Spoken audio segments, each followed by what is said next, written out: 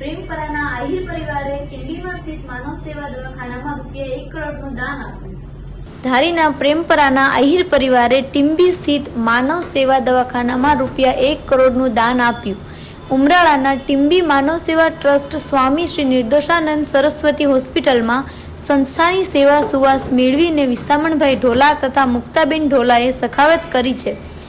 કોઈ ભલામણ કે ઓળખાણ વગર જ માત્ર સંસ્થાની સેવાની સુવાસ મેળવીને દાતા વિસામણભાઈ ઢોલા તથા મુક્તાબેન ઢોલાએ ટીંબીમાં સ્થિત શ્રી માનવ સેવા દવાખાનામાં રૂપિયા 1 કરોડનું દાન અર્પણ દીધું છે।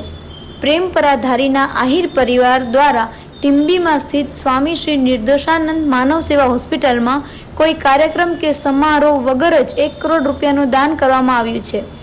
ગોહિલવાડની સુપ્રસિદ્ધ સારવાર સેવા સંસ્થા એટલે ઉમરાળા પાસેના ટીંબીમાં સ્થિત સ્વામી શ્રી નિર્દોષાનંદ માનવ સેવા સંસ્થા અહીંની સેવાની સુવાસ મેળવીને પ્રેમપરા ધારીના આહિર પરિવાર દ્વારા આ સખાવત કરવામાં આવી। દાતા વિસામણભાઈ ઢોલા તથા મુક્તાબેન ઢોલાએ તેમના પુત્રો નરેશભાઈ ઢોલા, દીપકભાઈ ઢોલા તથા યશવંતભાઈ ઢોલાના શુભ ભાવ સંકલ્પ સાથે સંસ્થાના અગ્રણીઓ કોઈ ભલામણ કે ઓળખાણ વગર જ વંદના ભાવ સાથે દાન અર્પણ કરી દીધું હતું।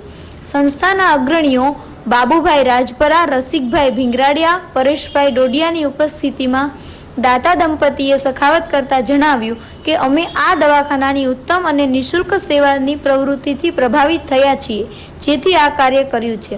દાતા પરિવાર સાથે અગ્રણીઓ પેથાભાઈ આહિર, રઘુભાઈ હુંબલ, અશોકભાઈ આહિર વગેરે જોડાયા હતા। આ વેળાએ લાલજીભાઈ નાકરાણી, ભીખાભાઈ ખૂટ તથા કુરજીભાઈ ખૂટ સાથે રહ્યા હતા।